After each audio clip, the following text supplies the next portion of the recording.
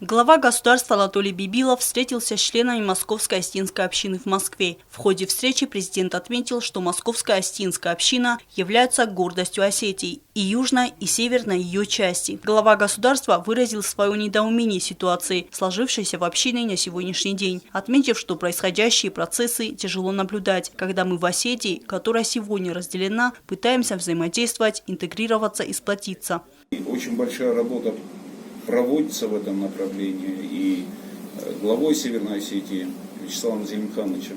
И мной, я могу даже сказать, что на сегодняшний день такого тесного отношения между Севером и Югом Осетии давно уже не было.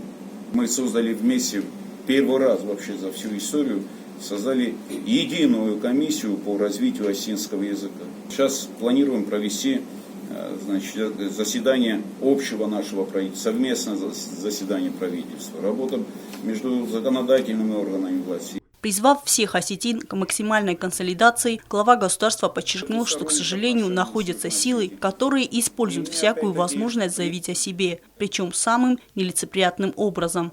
И по большому счету эта община должна нести такую действительно не роль третейского судьи, но хотя бы помощника в плане подсказки, как будет правильно, и влиять на эти процессы именно позитивно, а не в плане того, чтобы там принять одну или другую сторону. По словам президента, осетины, занимающие серьезные должности, должны помогать своим авторитетам находить решения имеющихся проблем и в Южной Осетии, и в Северной Осетии. Архиважно, чтобы московская диаспора была как один кулак, чтобы московская диаспора для нас была опорой и уверенностью в тех вопросах, которые будут и дальше вставать, и будут серьезные вопросы. В завершении своего выступления Анатолий Бибилов выразил надежду, что ситуация разрешится. Весь негатив спадет, и люди, пытающиеся расшатать обстановку, поймут, что не может быть силы, если общество разделено. Мне бы очень хотелось, чтобы именно московская диаспора была тем ядром, который вокруг объединяет все диаспоры осетин, которые есть у нас в нашей большой родине Российской Федерации.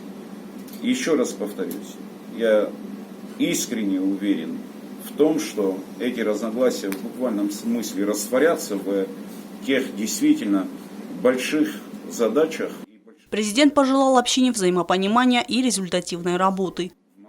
Эльвира Дебилова, Тамерлан Кусраев, информационный выпуск «Сегодня».